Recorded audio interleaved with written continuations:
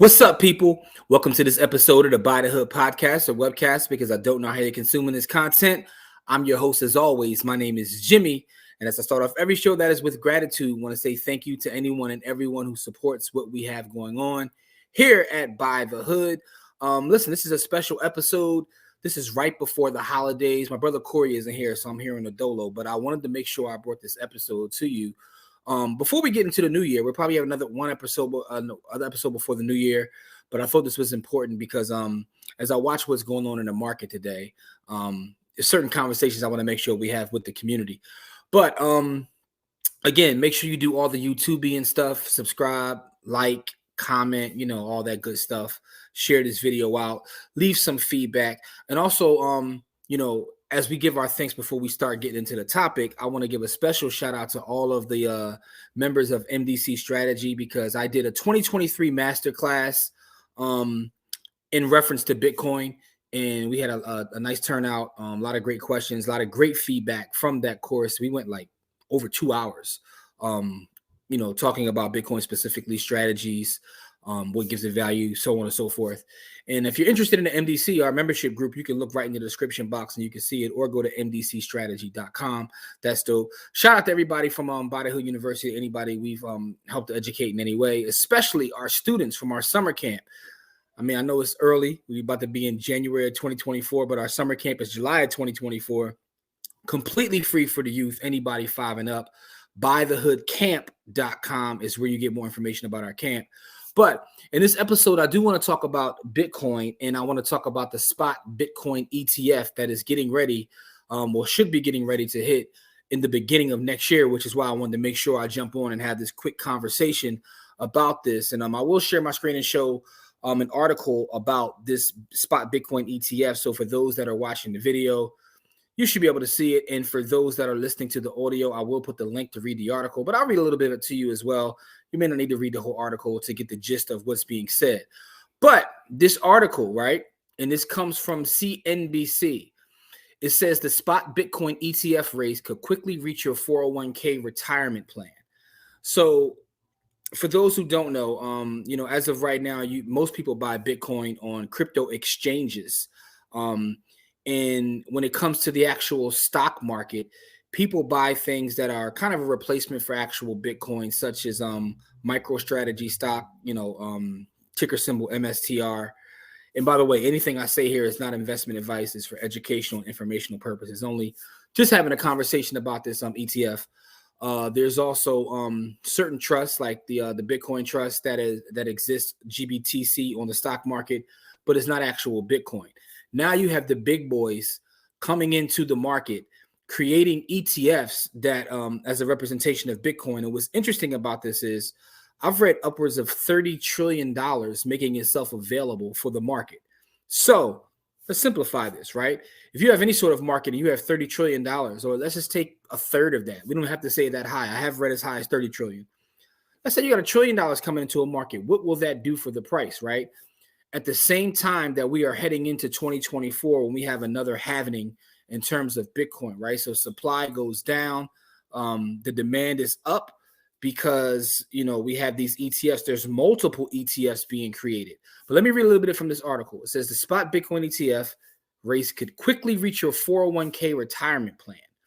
It says, assuming the U.S. Securities and Exchange Commissions approve spot Bitcoin ETFs, more companies might decide to offer it within the 401k lineup. Retirement savers who believe in the long-term potential of the cryptocurrency will have more access to crypto as an asset class, either through their company's 401k or through solo 401ks, if applicable, and self-directed IRAs. Bitcoin is up over 150% year to date, but is extremely volatile, and many investors don't have the risk appetite to invest even a portion of their retirement dollars in this emerging class. All right.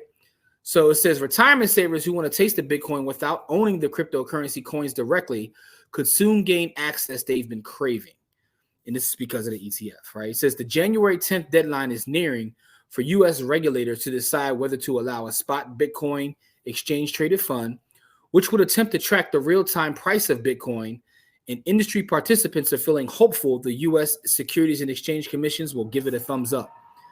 It remains to be seen how popular such an ETF would be with retail investors, but more than 10 asset managers, including BlackRock, which is the world's largest, are working to get their version of a spot Bitcoin ETF approved. Industry participants predict that after these offerings become available, it won't be high risk traders, but also retirement savers who will have more access to crypto as an asset class, either through their company 401k plan, through solo 401k plans, or self directed IRAs. And the last part of this says it's a big step towards mainstream adoption of Bitcoin and cryptocurrency. Investors will have more options available. And this is said by Chris Klein, who's the chief revenue officer of Bitcoin IRA, which allows retirement savers to invest in 60 different cryptocurrencies. Now, I'm not going to read the rest of this. You get the gist of what's being said here, that it's going to help bring it to the mainstream, but also be available for someone to put in their retirement account. I mean, I'm not going to speculate on what that could do to the price of Bitcoin, but you can figure that out for yourself. Just basic supply and demand. Now, a couple things. There's a class that we sell individually, but I think at this point is part of our membership to the MDC, which is our precious metals class, which is a class I created.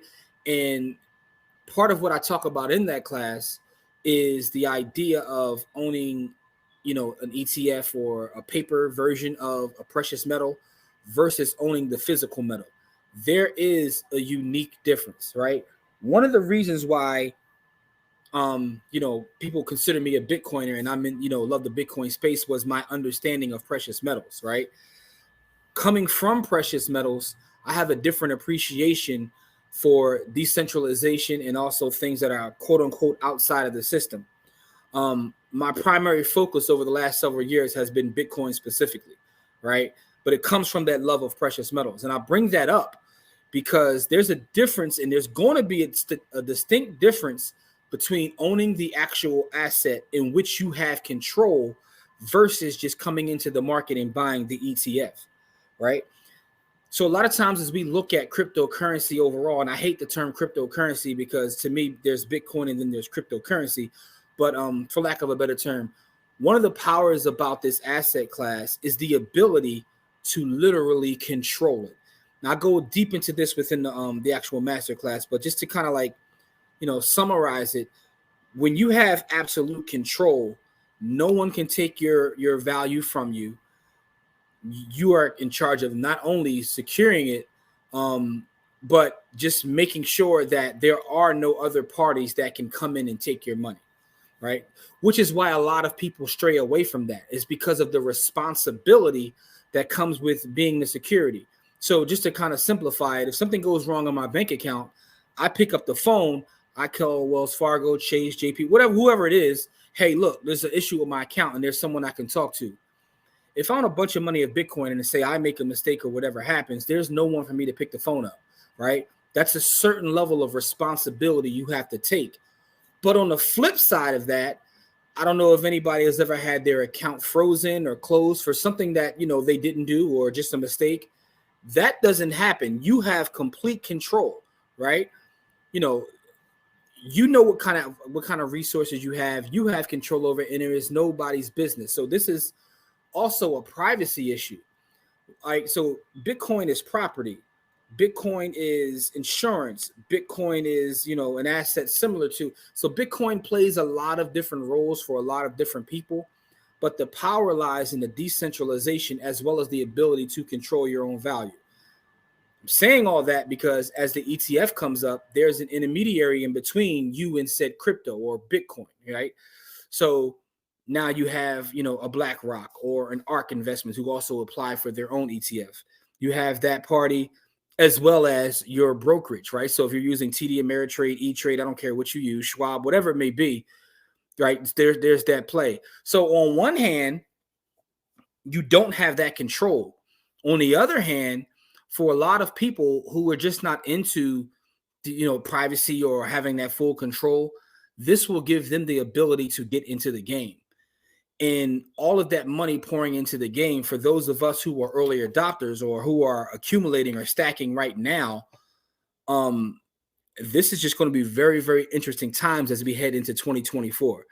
2024, just from the standpoint of watching cycles, was already supposed to be, the start of a bull market for Bitcoin. And then once Bitcoin happens, the rest of the market tends to follow. Liquidity just flows into the crypto space.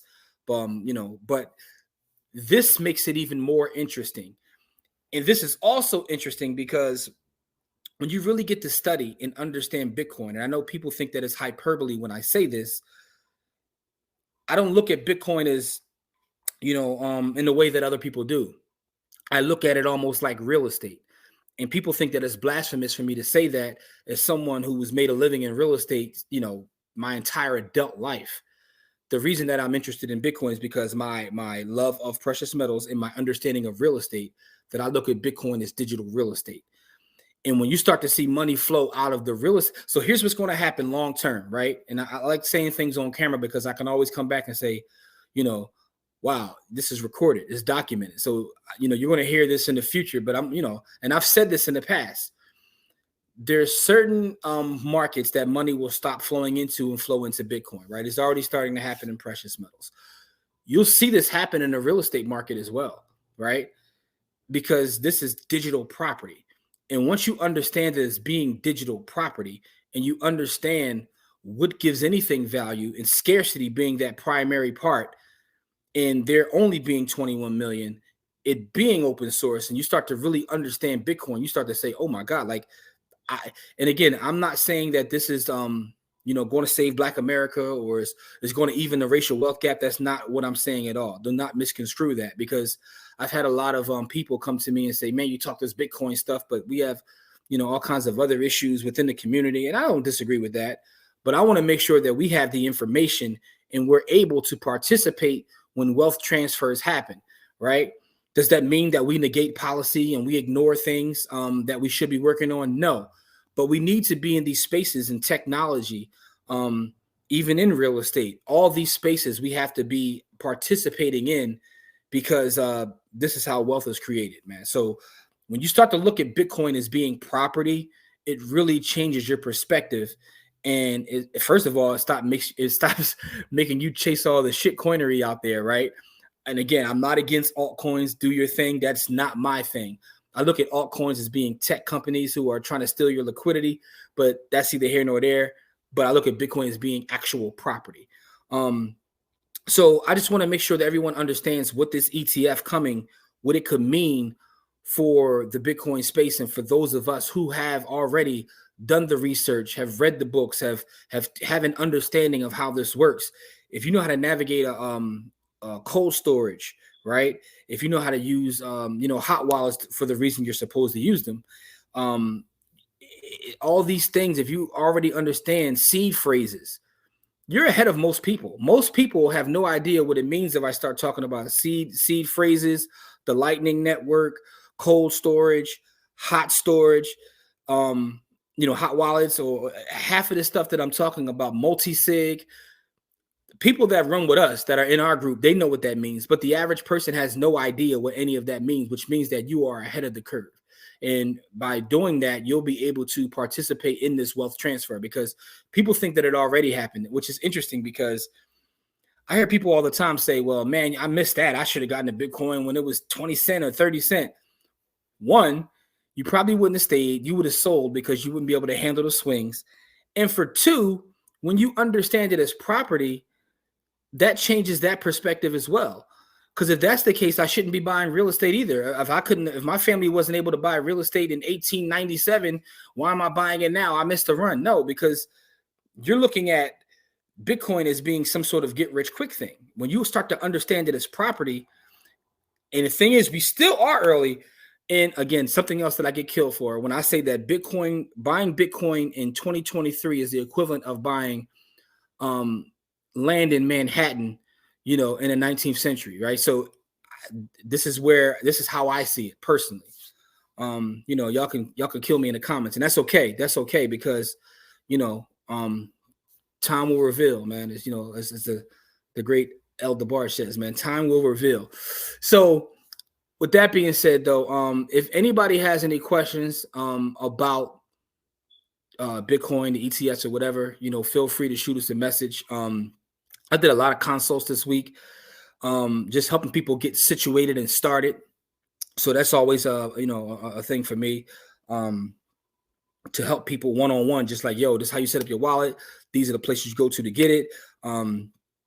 This is the reading material to make sure you have a better understanding. I really, really do love exposing people and then having to see their growth and them getting to one coin. Because when you get to one Bitcoin, it's 21 million that will ever be mined, right? So it's not enough for every millionaire in this country to have one. So me helping an average person eventually stack their way to one, they're going to put themselves in a unique situation as this changes, right? I mean, as I'm recording this podcast, having one coin, right? You're already over 40 grand. So you know what I'm saying? Like that's a beautiful thing. But what happens when one coin is 100 grand or one coin is 500,000, right? What happens when you're able to get line of credit against your coin? I mean, there's ways you could do it now. I wouldn't suggest you do. But what happens when it truly, truly becomes property, right? Something else to pay attention to, and then I'll end this episode.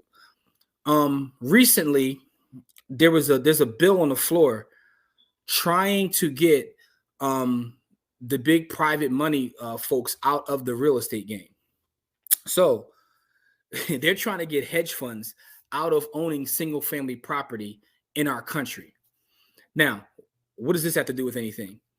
Because I'm looking at this, and again, just thinking about it, I'm thinking money flows, it's currency.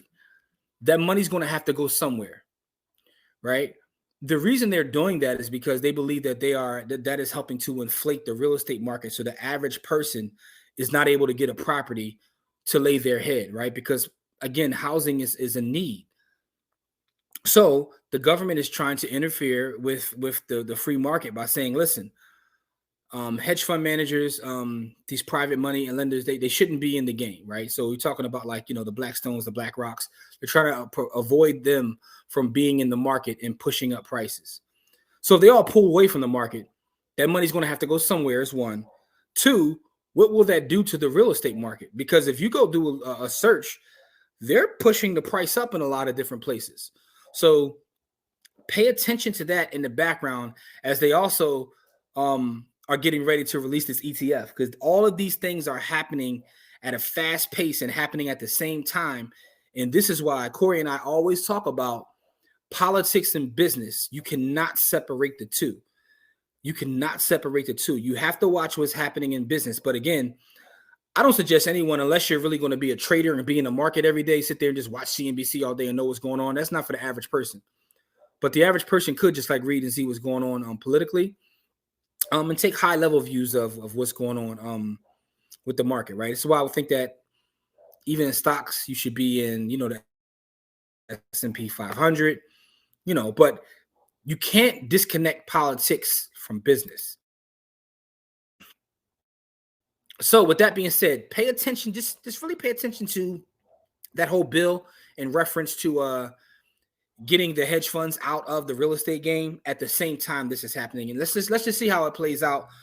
With that being said, like I was saying, give me your thoughts on the ETF. Why do you think that this is moving in the direction it is? And also take a think about this. Why is it Bitcoin? Why is it not Dogecoin or all these different crazy coins y'all was buying, like, vagina coin and all the, and that's not even a joke. That's a real thing. You know what I'm saying? So it's a reason why, right? Bitcoin, cryptocurrency, but also just watch how all these things are playing out at the same time, right in front of our face. With that being said, man, happy holidays, whatever holiday you do celebrate. Just want to make sure I say happy holidays. Friday, this episode will probably come out Friday sometime in the afternoon, but Friday evening, Corey and I at 7 p.m. will be live giving away some Bitcoin as we do every week. So you could join us there as well. Give us some feedback. I appreciate the support as always. Looking forward to an amazing 2024. If you're not subscribed, please subscribe. We're trying to work on our numbers. We want to get to, in 2024, we want to make sure we crack that 10K. So any help, that you can give us will be appreciated. Listen, man, anybody supports us, man, we love y'all. We appreciate y'all. But as we always say, it's not about how much money you make. It's about how much you keep. Game elevates, and we'll see you guys in our next episode. Peace.